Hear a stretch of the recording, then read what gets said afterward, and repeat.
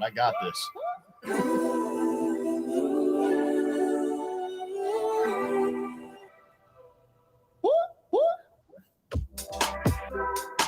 All right. All right.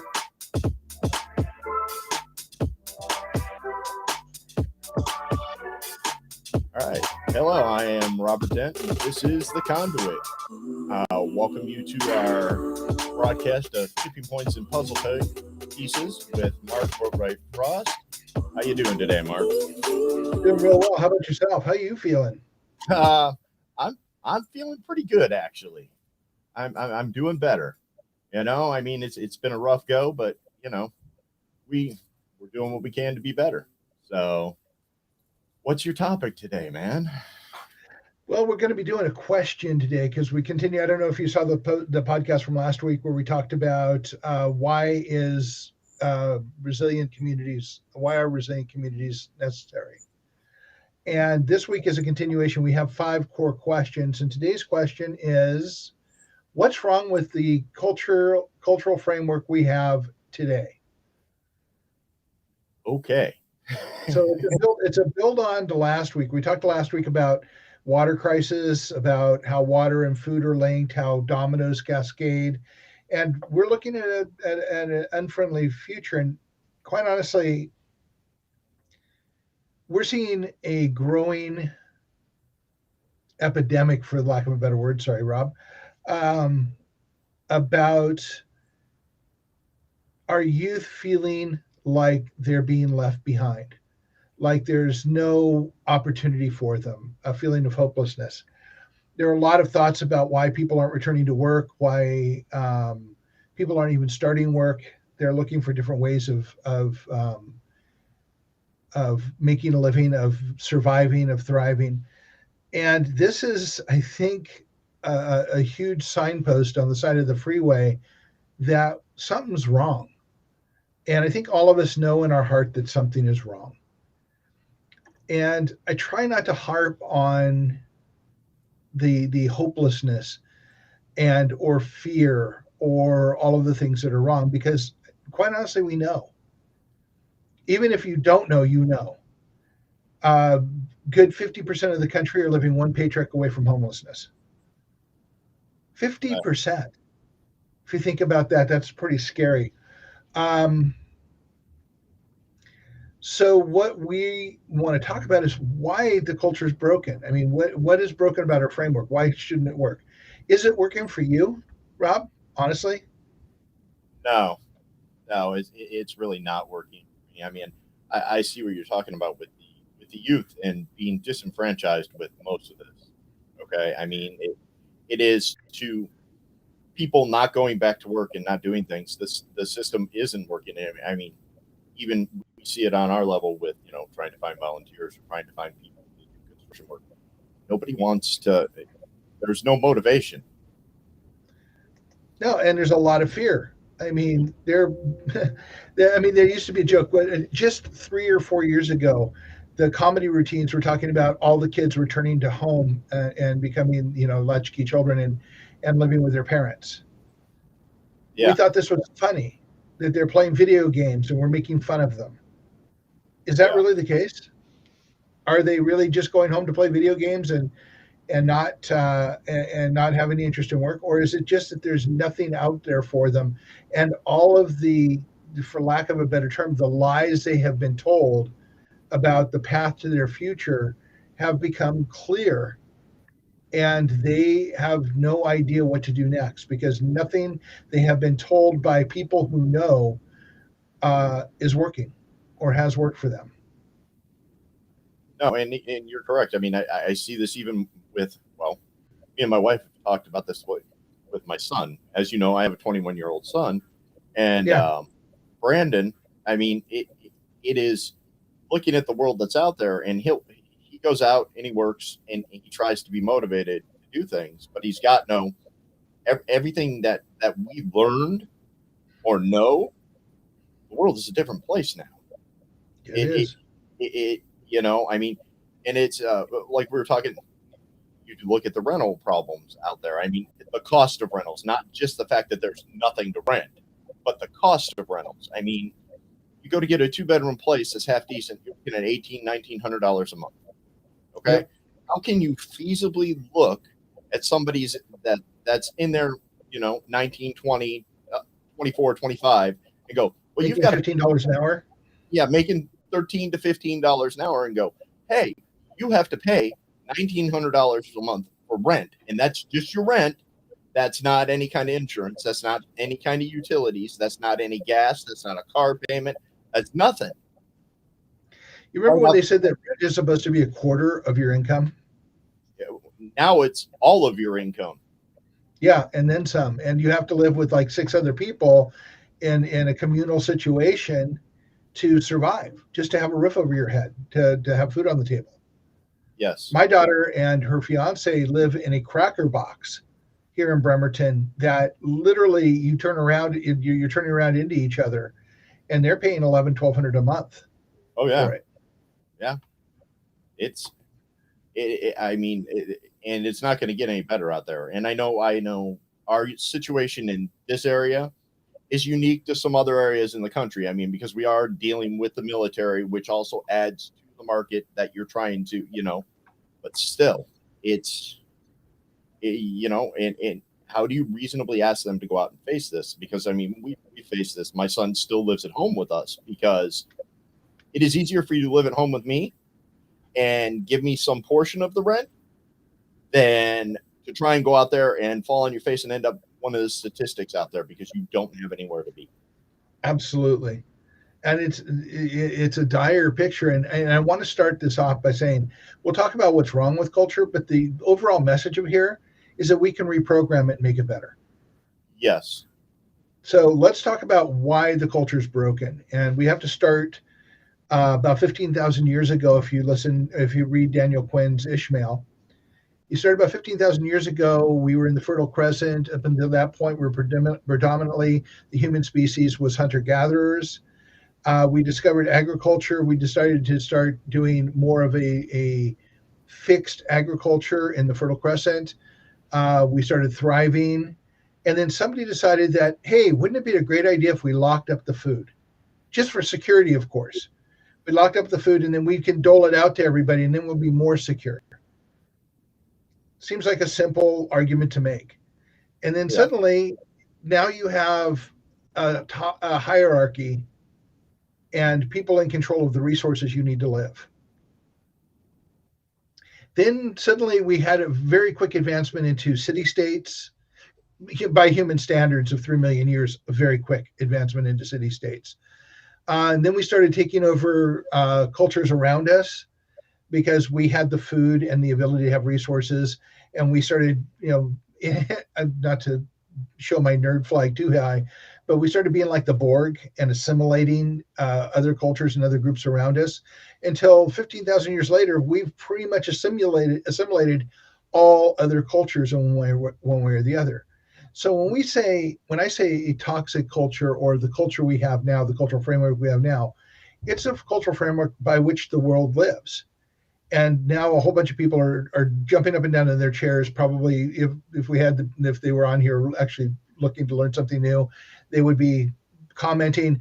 But we have Asian culture and Russian culture and African culture, and I would say yeah, and they're all bound by the same rules. There are variations within the framework, but the framework pretty much holds true for all of us. And Yes. we have become a culture of conquest, a culture of absorption, a culture of ownership. And that's a very important word because we think we own this planet. We think we own the land we live on.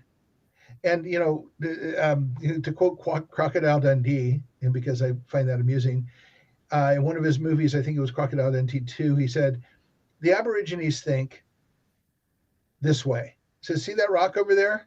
That rock's been there for 6, 10, 12 million years. How do you own it? It'll be here 6, 10, 12 million years after you're gone. How do you own it? Yeah. And think about it. That's how we used to think prior to the time that we started developing cities. We have a toxic culture that was developed and has been in development for 15,000 years. It is accelerating.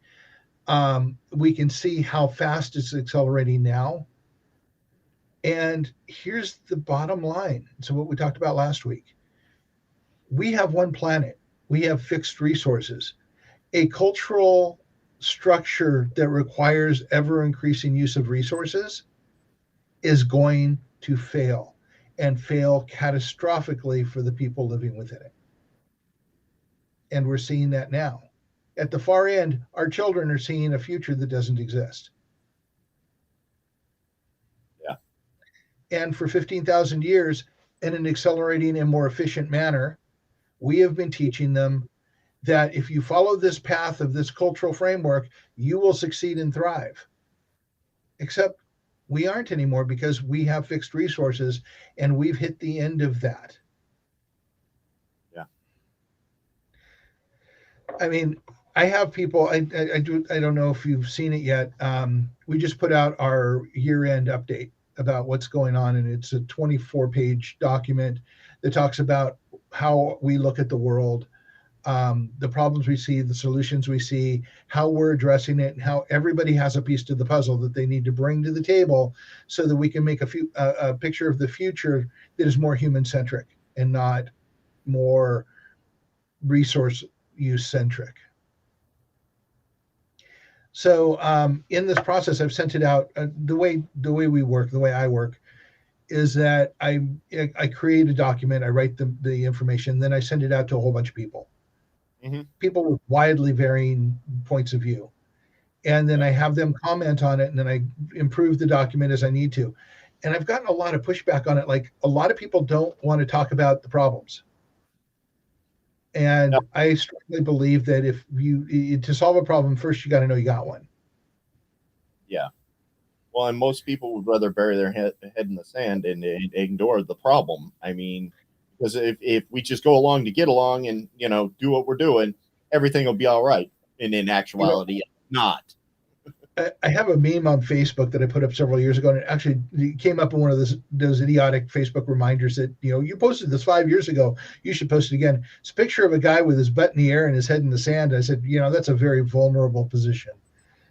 Yeah.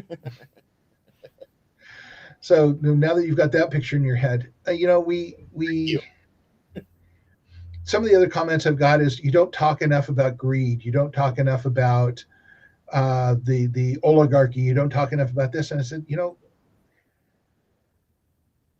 really, it's immaterial. Mm-hmm. The oligarchs are going to do what the oligarchs are going to do. We have to do something different, and that's our choice. So talking about them just focuses us on the wrong problem or the wrong solution. We can rally and scream and protest and knock our heads against the wall, but that's not going to reprogram culture. What we have to do is come together and talk. So what's wrong with our culture? Let's see. Oh, it tells us that we shouldn't come together and talk. Did you say that's a fair statement? No, that's a fair statement. Yeah. We should all hate each other. We should worry about a person's skin color, their gender, their label. I had an interesting thought this morning. I was walking my dogs. And where I live, we have a lot of different characters and people. And I looked at the van of somebody who lives here, and I thought, oh, that person is X. And I said, wait a minute. Whoa. I'm labeling this person. I in my head have labeled this person. I don't know this person. I don't know anything about them. I don't know anything about who they are, what their factors are, what have caused them to act in some erratic manners that I've noticed. Don't know anything. Yet I, in my head and my heart, have labeled this person.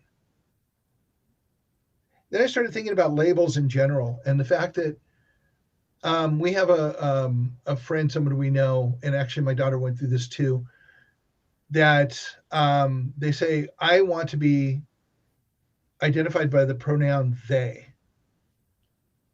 Yeah. Okay, I'm good with that. And I was thinking about this while I was walking my dogs, and I was thinking about the labels, and I kind of went, I get that there's a healthy thing about looking at gender pronouns. and understanding that. But isn't that something you should be doing for you Yeah. instead of enforcing somebody else? And I said, I understand that calling them by their obvious physical gender may be inappropriate, but I don't tend to think of people that way anyhow. I think of people as human beings, and that's all the label I need. They can be any number of things under being a human being, and I don't care. It's not my business. I don't care who you sleep with. I don't care who you pray to. I don't care about any of those things. That's none of my business. My business is taking care of my own growth and trying to help my fellow man be a better human being. Those are my two jobs. And labeling people seems to put us into smaller and smaller boxes and keeps us from talking to each other even more. So maybe part of what our culture does is it helps us label everything, because humans need labels to understand things. Do we? Do we really? Do we really need labels to define people and things for us? No, not really. So isn't that an endemic of why this culture is to answer the question we're talking about today? What's wrong with our culture now? It's all about keeping us apart. It's all about keeping us at odds with each other. And that goes back to something Aesop said in like the 6th century BC. United we stand, and divided we fall. Yes. We are a culture of assimilation. We are a culture of conquest. We are a culture of acquisition. So that seems to be that if you're looking at united we stand and divided we fall, that works to the benefit of our acquisitive culture, but not as as human beings. So now that we've depressed the hell out of everybody, let's talk about what we can do to fix it. First of all, no one's going to fix it for us. And okay, here's a label. I'm raising my hand. I don't know. Get it in front of the camera so you can see me raising my hand. I personally think that anyone who believes any political party or politician is going to fix something from us is a little bit crazy and has no memory. Yeah. And I know a lot of really good, wonderful, strong, good-hearted people that believe that with everything they do. They put their heart and soul into a political solution to a cultural problem. We got to stop doing that. We got to sit down together and we got to put the politics aside. We got to put the religion aside.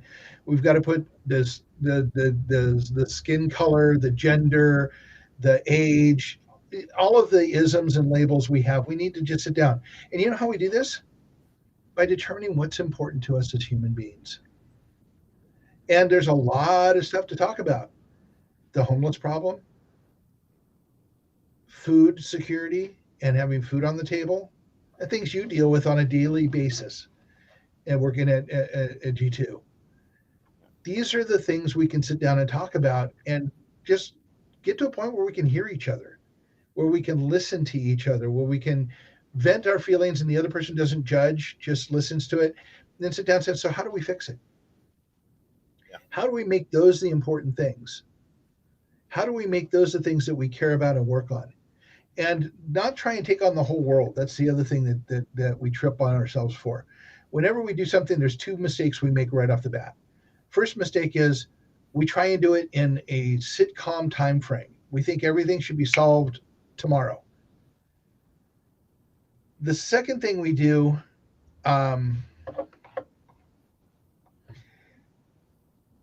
is that we try and solve big problems, and it overwhelms us. Yeah. What we're talking about is let's solve the problem in our neighborhood by getting to know our neighbors. You want to reprogram the planet? You want to reprogram our toxic culture? Get to know your neighbor. On a very small scale, 1-to-1, I challenge everybody to go out and meet your neighbors. Even the one you don't like. the curmudgeon, because there's something about them that you don't know. Find it out. Talk to them. Figure out what the deal is. In your own neighborhood, that's all we're asking. In your own neighborhood, then learn the important things about them and find out what's important to them, and try and do it without getting into religion, without judging. Just talk to them. And if you need help with that, we have workshops to teach you how to do it. And you've sat through a bunch of the workshops. You see the stuff we get into. We're talking about how not to judge, how Yeah. to step back from everything else, how to listen to somebody until they can speak and speak their truth and feel like they've been heard. Because a lot of times the stuff you hear from people is because they're feeling like they have no voice, and they have no one hearing them. So you have to go through the process of that. We reprogram culture by reprogramming ourselves, by becoming human, by focusing and embracing our humanity, by focusing on who we are as human beings. And that's the simple, I mean, it's no harder than that. But it's the hardest thing on the planet, because you talk to people about it and they go, oh, yeah, and then they start moving away from it and changing the subject and trying to say, well, can't we just go out and protest it? No, you have to do this by connecting with other people, by talking, by becoming human, by building relationships, by breaking bread together. Oh my God, it's a pre-biblical concept. Yeah. Breaking bread together.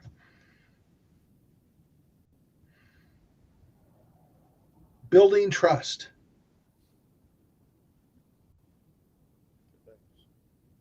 Yeah, you can tell how broken our culture is by how hard it is to embrace our humanity.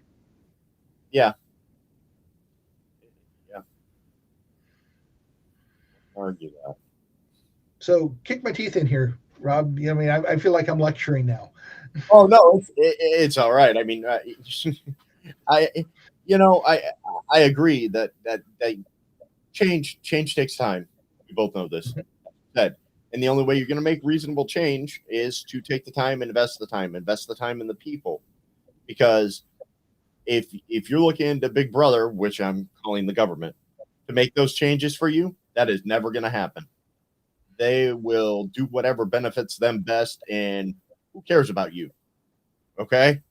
Um, so to make reasonable, meaningful change, it has to start at a community level. It has to start with your neighbors. It has to start with learning how each other get along, or what I can do for you and what you can do for me, how we can help each other out to make this a better place.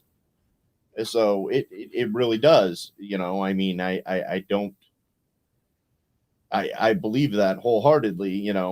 It is, you know it's what we do. I mean, what you do and what we do. I mean, we're not so far apart on what both our organizations do here. I Yeah, mean, so it is. But to make those changes, it it really has to be. It is one person at a time, and to build it out from there. You know. yep. We're Marwan and I have been talking about ways that we can raise some money so we can put together a sponsorship fund. And so when we have a neighborhood that wants to get together, we can sponsor a block party Yeah. and come in and barbecue and serve people food, and maybe talk to some of the local bands around and see if we can get a couple bands to come play, and make it a thing. Make it a thing so that when we get a neighborhood together, let's get them together to break bread. Let's have a party. Let's make it fun. And this is all things. I mean, that if you go back and you look, and we're not so far apart in age, Mark. This is stuff that happened when we were younger. I mean, Yep. there were block parties, there were neighborhoods. You had the barbecue. People knew their neighbors. They talked to each other. You Yep. don't do that now. It Nope. just doesn't. You know, I want to be in my 3 foot, my 3 by 3 area, and that's it. Keep me in my box, in my world, and I don't need to talk to you. And I'll just go along to get along, and maybe the government will make it better. Maybe it'll just change. You have to get outside that 3 foot, that 3 foot box. Get out of that area, and just connect. Yep. And we're scared, but we're scared. Yes. And I will tell you, I do this work every day. I've been doing this work in one form or another for 20 years. Mm-hmm. I'm scared every day, but I talk to people every day. They're Every day. scared to talk about what I talk about, but they connect, and we're growing every day. We have more people joining on board every day. They don't Yep. completely get what we're doing because it's outside of their zone. But when they Yeah. start embracing it and understanding it, it's an amazing thing to watch. Yeah. It is. It is phenomenal. And you work on, and to be honest, you guys work on the, oh, Excuse me. oh, Sorry. no. No. You guys work on the other side of the equation for me. I'm trying to get everybody together talking, and you guys are trying to just keep people alive who have gotten the worst of it. Yeah.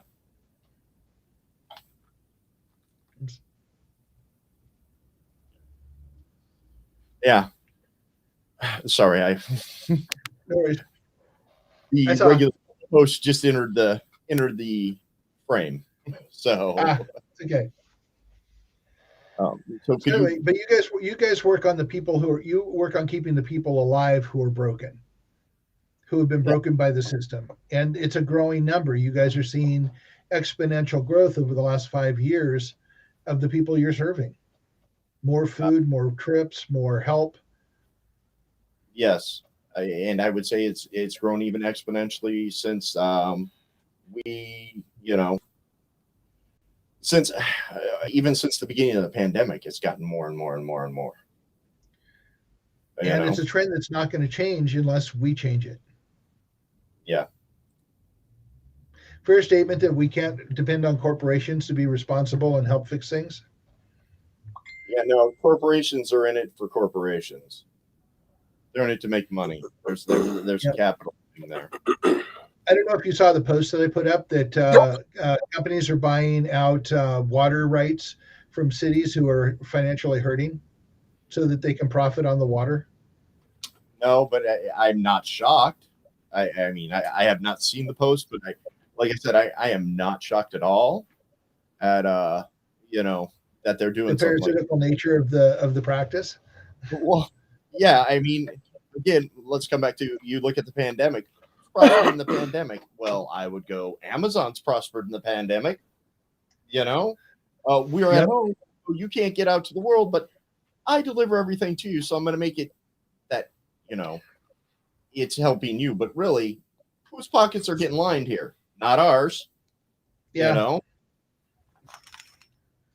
And they pay what, $15 an hour? And uh, their conditions, from everything that I've read, and I don't know, I've never been into an Amazon warehouse in my life, so I can't personally speak to this, but everything I've read says it's not a really safe place to work. uh, from what I've read, I've never personally been in there myself either, but I do know they start at 15, and they've been advertising anywhere from 15 to 22, but depending on the position you're in.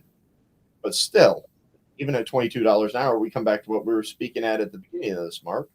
I mean, at $22 an hour, can you reasonably pay $1,900 a month plus, say, a $600 car payment plus all your utilities on your own? No, as a matter of fact, I wanted to say this early on, and it slipped my mind. And I wish I could quote which university said this, and there were three studies out about it. But in the last couple of years, a couple of studies have said that in order to pay for everything you need to pay for and live even a moderate life, you have to be making $48,000 a year. Yeah, That's I would. individually. Well, and I would argue that you probably need to be making closer to between $60,000 and $70,000 a year if you want to be comfortable. Yeah. Yeah, I especially mean, in the bigger cities. yes. Hello, Mr. Cameron. Hi. So yeah, it's like rents being what they are, and I guess I could live someplace in West Virginia or Tennessee for a whole lot less, Mhm. but the opportunities are a whole lot less as well. Your ability to generate that kind of income are less. Yes, and it is. I mean, just recently I was down in Texas, as you know, for my father's memorial. And when I was down there checking like rent prices and stuff like that, the rent prices down there, I mean, they're charging, $1,100-$1,200 a month for the same thing we're charging 18 to 19 for. Right. But their income level of earning is not the same. They're not looking at, we need $15 minimum wage. They're getting $10 an hour down there, Yeah. and depending on the labor force you're using and depending where you're at. I was in the Houston area. There are undocumented laborers that they use down there, or there are regular laborers. So, I mean, it is a whole different variation down there, I guess, of how it is. And it's, Which brings up an interesting question. And I've known this in the past, that Texas benefits greatly from undocumented labor. So what would that wall do for them? It would actually hurt a lot of the businesses in Texas. Yeah. Oh, he's using the joystick. I haven't shown him how to use this yet. Yeah. So, yeah, it would. You would think it would hurt the labor base in Texas, and to some extent, I would say it does.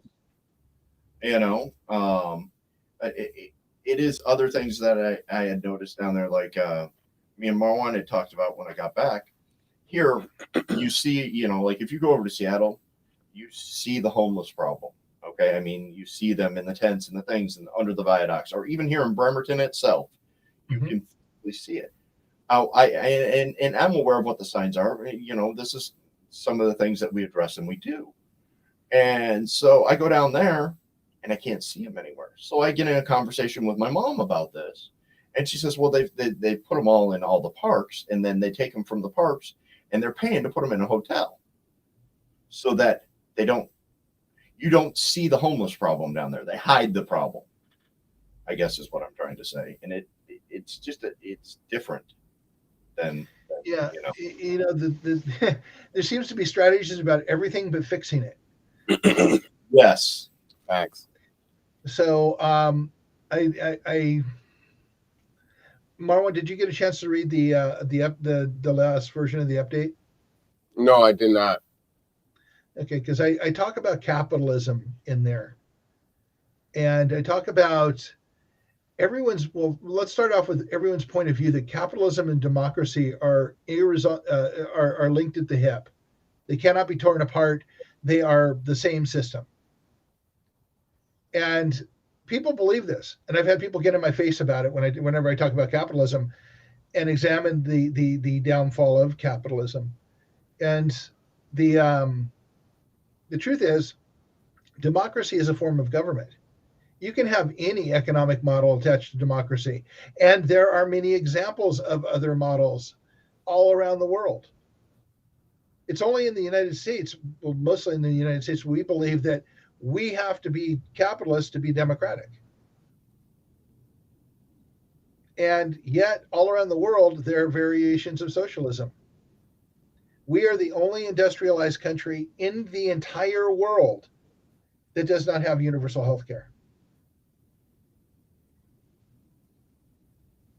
And what would have universal health care done to change the picture of how we dealt with this pandemic?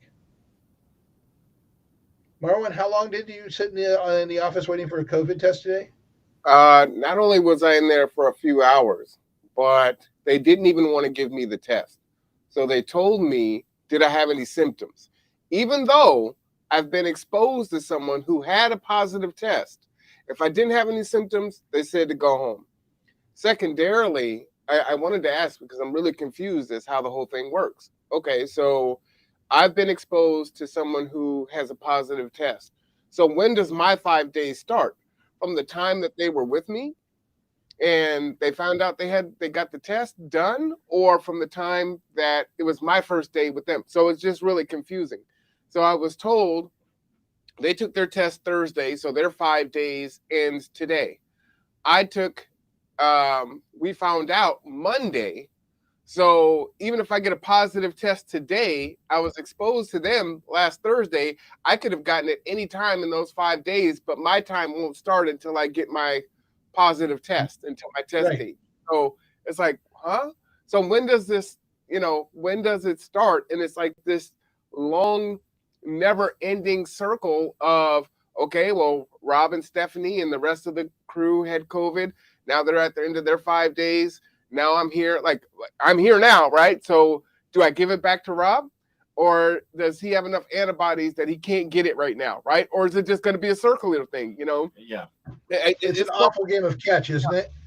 Yeah. And I was watching someone that I respect today in a podcast, and they were saying that there are already people that are catching Omicron for the second time. And this thing's only been around since November. I was like, wow, okay, this is pretty crazy. So what are we going to do?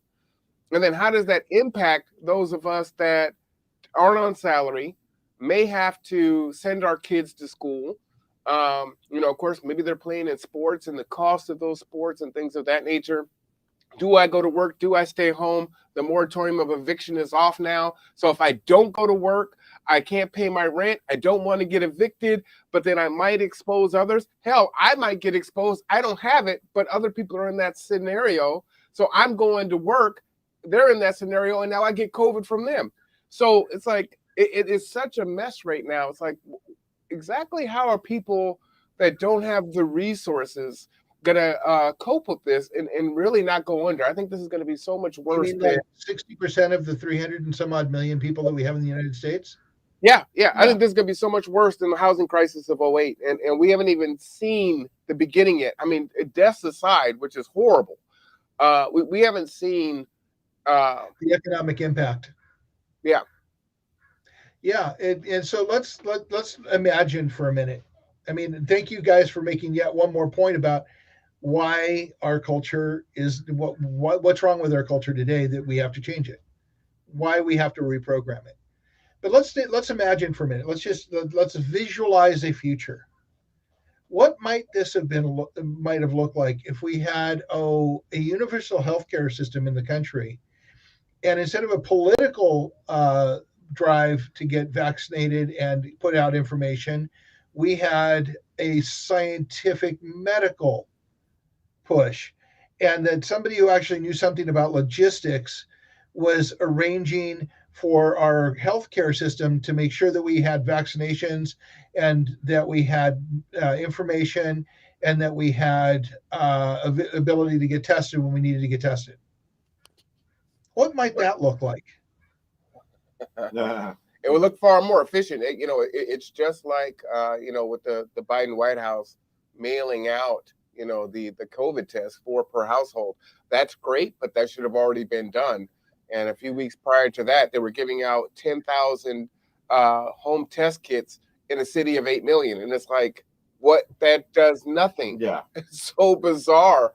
It's politically, visually, it is politically and visually appealing to people who don't ask questions, which is, well, most people. Well, here's the thing, and the infrastructure is there.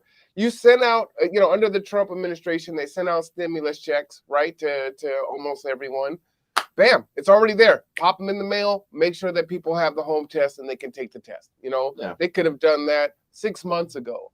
Again, this leading from behind. Here's the thing, and I will defend the government a little bit, a very little bit right here. Let me go ahead and hit the record scratch. Because Mark's defending the government, so I don't know, man.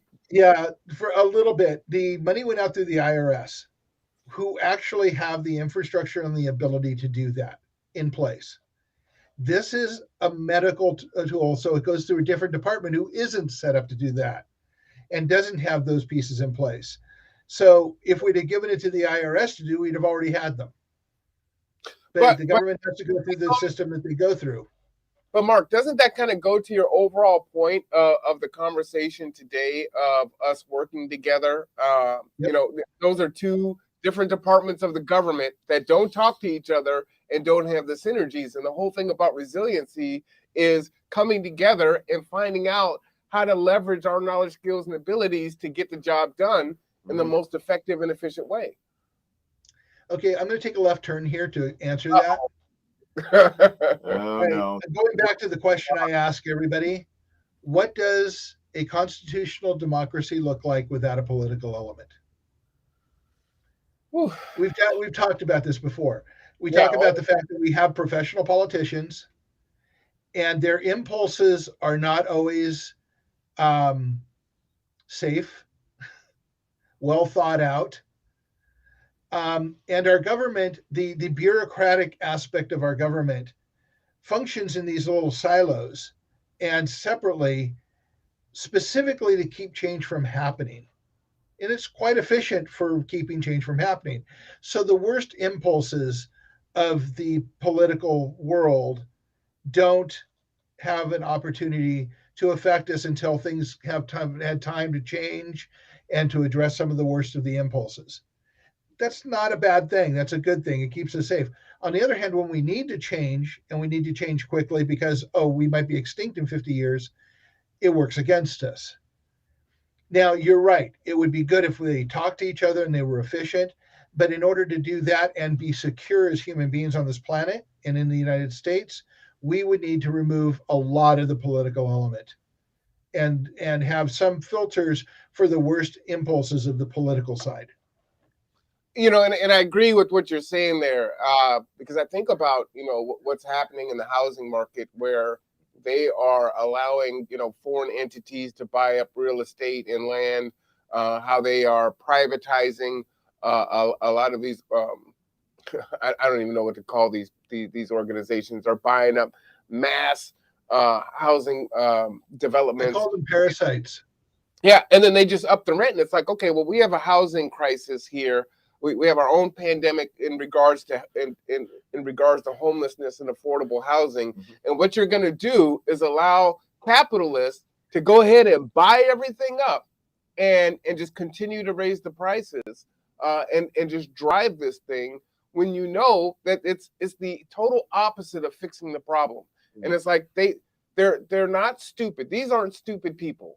So I always ask, you know, how much money is enough money? Like, how much do you need to have? I guess you need to be able to make your own rockets and satellites and send them up into orbit. Maybe that's enough, you know. Okay, so you know, and strangely enough, I had this conversation this morning. When we label people, as I was talking about labels and labels being dangerous, when we start thinking about capitalists, oligarchs, and, you know, greedy people and the 1%ers, we label all these people and we put them in this box, and they are other, they are them. But are they? If we're going to be human centric, we have to look at everybody as human. And when you set all the conspiracy theories aside, maybe the answer that's left is the right answer. And the right answer is that our culture has so broken these people that they cannot literally see outside of themselves. They literally cannot see anything outside of their own filters. They do not see how what they do impacts the whole. And they will be as surprised, more surprised than anybody else when it all collapses. And collapse it must, because there are no resources left. The money is not cycling through the bottom of the pyramid. Matter of fact, the pyramid is now upside down. Mm-hmm. So it's going to collapse. This isn't economics. It's simple math. A healthy economy, a healthy capitalistic economy requires money cycling through the base. These people don't know economies. They aren't smart in that way. They're smart in how to manipulate their playbook and get money from people. They have the resources to manipulate a system that is failing. But the problem is they're not fixing the system, and it will fail them as well as everybody else. There is no bunker. There is no island. There is no jet. There is no rocket ship that's going to save their ass. They're going to fail with the rest of us. So you have to think of them as humans that are flawed, that are broken. How do you get them to see it? There was an article last week, and I don't know if it was the Wharton School of Business, but it was an Ivy League school. I don't know if you saw the article, and they gave like a business test to incoming students, and they thought the average income was $800,000 in the United States. Yeah, I heard about that. You know, and it's like if that's your thought process, I mean, the average is about 45,000. If that's your So, thought process, you can't even see that there's a problem. So for them, it's like, look, everyone's making almost $1 million a year. And if you're not doing that, then you're just being poor and lazy. They have we are living side by side with folks that are so in another stratosphere from other people or from each other. You know, I don't even know how to get us to see things in the same wavelength. Well, and I think that proves the case I was making is that they're broken. They're so disconnected and so self-centric, but they're only 1% of the populace. But they're making all the decisions. Like you said, the pyramid's upside down. 800,000 a year, the they're average. making all the financial decisions, and they have to this point been making most of the cultural design decisions. And it's time that we come together and start addressing that from the bottom up. Okay, so you want to know how to affect them and get their attention? Yes. Stop buying. You know where I buy most of my clothes? I buy them at the Goodwill. Yeah. Because I can get reasonably good prices and I can get Levi's that aren't costing me $50.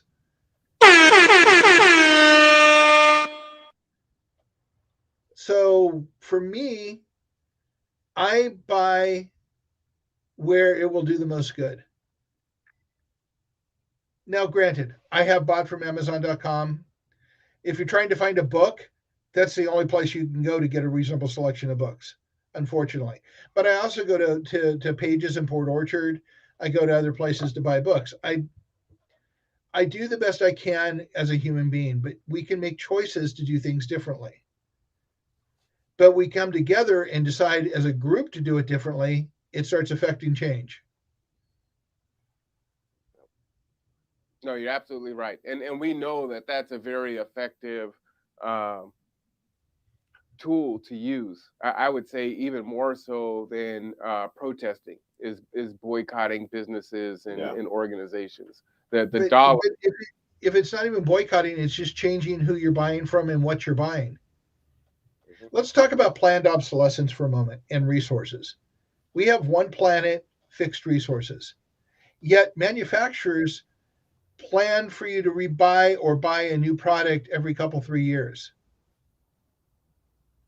Didn't used to be that way. Stuff used to and last. We don't recycle. So we create landfills. Mm-hmm. And we play at actually making a better world because we mine methane from landfills occasionally. And we say we recycle, but we don't. And we don't hold the people who are creating the waste responsible for dealing with the waste. And by the way, that's a United States centric thing. They actually do that in other countries. So if we come together and we decide that, this is not okay, the corporations really do have to pay for their own waste, you will see waste disappear. If you hold corporations responsible for their resource usage, you will see that change. But it's up to us to change the system. It benefits the corporations and the oligarchs. They aren't going to change something that's working for them. And they don't see the consequences. They will not see the consequences. Excuse me, they cannot see the consequences.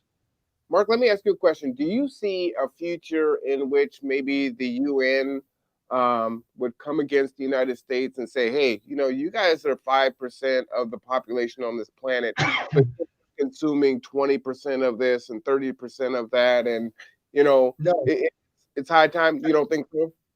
I don't think so. We're a superpower. Yeah. We have nuclear weapons. We are the strongest piece of NATO. To have them come against us, it would be political suicide to a lot of them. Mm.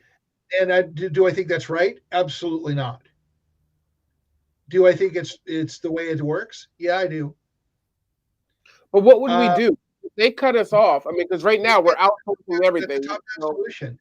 And we can't do a top-down solution. We have to start with the neighborhoods, build to the communities, build to the regions, and create a grassroots movement so powerful that we stop buying from Walmart, that we stop buying cars from Ford, we stop buying,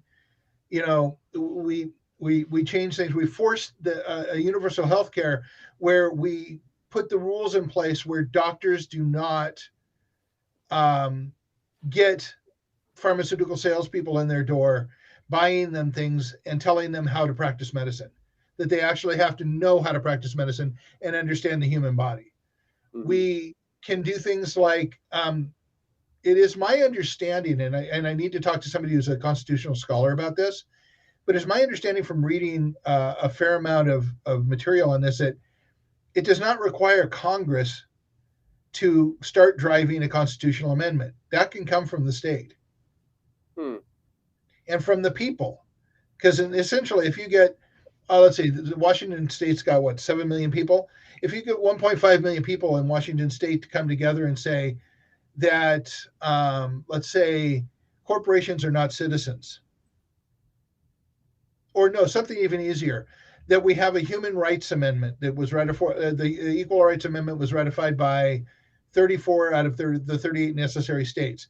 So let's say Washington State comes together and passes an amendment for the Constitution of the United States and ratifies it, saying that we want an equal rights amendment or a human rights amendment that covers everybody and makes the necessary changes to create equality across the board.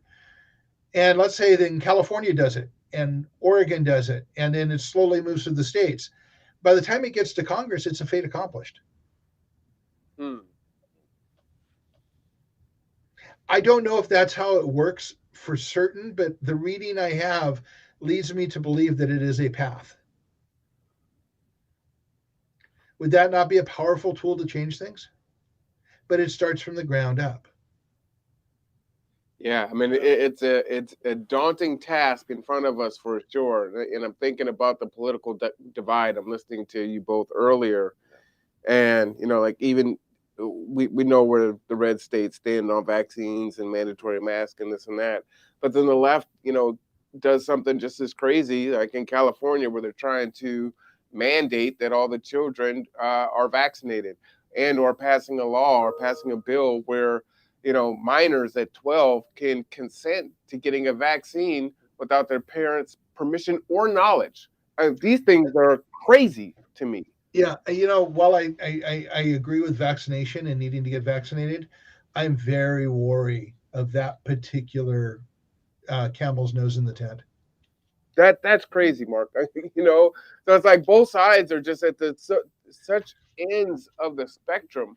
We on really the other hand, do in the middle. On the other hand, Gavin Newsom just signed into law a requirement that California businesses of 26 or more are required to provide 80 days or 80 hours of sick leave to people who get COVID. But how is that going to work? Because again, if we're already seeing reports of people getting COVID twice in the 3-month span, well, I got another 80 days off. Yep, I got another 80 days off. I mean, that's not 80 hours paid time off. But still, 2 weeks. Right. But it'll collapse. So, you were talking about the inefficiencies of our healthcare system. I saw my doctor 2 weeks ago, and I needed to get a blood test done. Right. Go up here to the old QFC and get it done.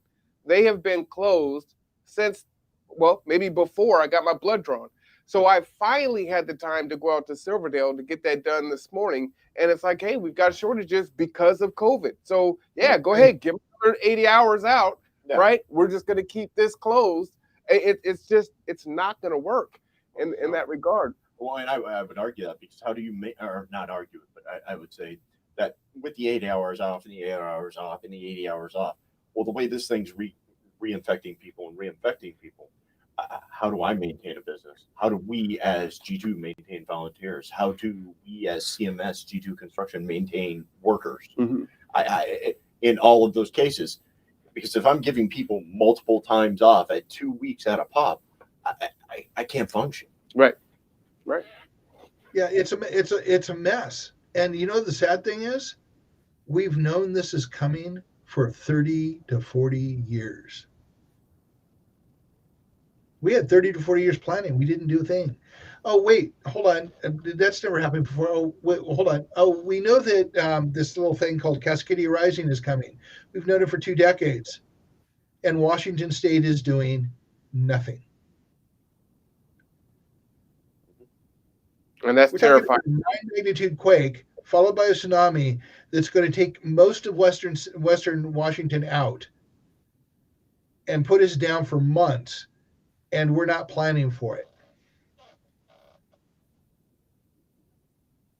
Leave a moment of silence here about that. We've known these things were coming. This is not a conspiracy theory, it's a known fact. The CDC has been warning about this. The World Health Organization has been warning about this for 30 to 40 years. And here we are. We had no logistical pieces in place for it. We know Cascadia Rising is coming. We know we're in the window of it. We are doing no logistical planning for it.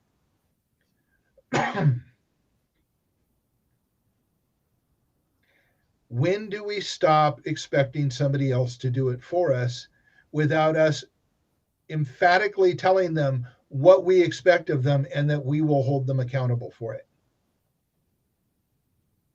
And the only way that's going to happen is to come together and stop letting them make decisions for us. Right. Yes. And yes, it's a lot of work. And yes, it's scary. And yes, it's risky. But if we do it, it gets better every year. If we don't do it, it gets worse every year. Yeah. Well, like you said, we're starting now. I mean, you started, Yep. before now, but we're starting now. At least more, I would say, more purposefully. We've been trying to build community, but not addressing so much those issues and galvanizing and getting people to move in one direction and educate them on the crises that are at hand, that are imminent, and what we can do as our own collective to be resilient through it. Yeah, and to make our life better. Mm-hmm. Knowing that we have food on the table, is that not an important thing? And Terry and I were talking this morning about how do you get people to show up? How do you get people to hear what you have to say and come and talk? And how do you get them to go out to their neighbors? Food. Yep. So I think one of the things we need to do is get some funding aside to create a sponsorship for block parties. Mm-hmm. Find some musicians to play, make it a good time, and then get people to know about it, record it, and put it out. Oh, maybe we can get Zamf here, master the pan flute. Oh, wow. Yeah. You went there, didn't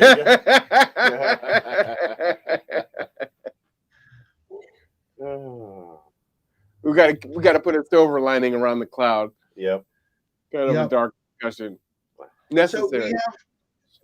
So I urge you guys to read the update. It is it's pretty comprehensive. I made some changes since the first one I sent you. I'll send you a new one, Marwan. Make sure you share it with Rob. I'm releasing it publicly this week. I'm updating the website as we speak. I am doing an outreach for Innovation for All, which is going to contact a whole bunch of really innovative people on YouTube who do engineering and cool stuff, asking them to look at solving real problems that people have around water, food, power. How can we solve the problems with innovation when our corporations aren't doing it because it doesn't make money for them? And how do we get it educated? How do we find influencers and educators to get people on board? And let's find the policy wonks that know how to get it through the system and get it approved so that it can get adopted. Well, I think if you're going to release next week, when are you going to release that? The update, it's going to go out public tomorrow. Okay. I think the website, it's already on our website, actually. And I put that in the link. It might be great to jump into that next week a little bit if you want to kind of go in and talk about some of the pieces in there. Yeah, we were actually already talking about a bunch of it. I mean, the questions came from there. Good. The 5 core questions, so we can go through and talk about that. But yeah, maybe next week, you guys read it and we'll do a discussion about what's in it. I like it. Okay. You can plan to grill me about what I wrote. All right. Okay. I will. So yeah. Sounds pretty good to me. Do we have a question for next week? The question for next week is, hold on, let me pull it up.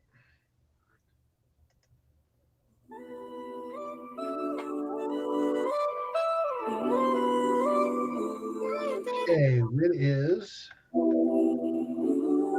That stuff. Next week's question is, why will this work? Why will this work? Rob, will you type that into the chat? So the question for next week is, why will this work? And again, you can find that question on the Facebook page. And are you putting that on the website also, Mark? Yeah, it is going to be up on the website. I will be updating the website on Saturday, and it will include all of the new stuff. Nice. You will find the summary for the update under the About Us section, in a drop-down window in the About Us section. All right. And hopefully, as Rob is typing that in there, I don't know if you've had a chance to reach out to some of the farmers markets and some of the growers here locally. But over the weekend, the kitchen has been painted to get ready for Cameron's kitchen and for you to come over and make your halibut. Awesome. Phenomenal. Kitchen looks phenomenal. Yep. And I'm thinking that we'll do halibut with ginger marmalade, grilled and glazed with ginger marmalade. I will do some wild rice and maybe some broccoli vegetable thing. All right. Yeah, that sounds good. That does sound good. And I will make some tame Crystal Light to go with that wild rice. All right, I'm going to give you the final Mark. All right. I will see you next week. And until then, live a resilient life. All right. Well, everyone, for Mark at Roseco, for Rob, I am Marwan. This is The Conduit. We will see you again next Wednesday at 12 p.m. All right. Until next time. Bye-bye. Bye-bye.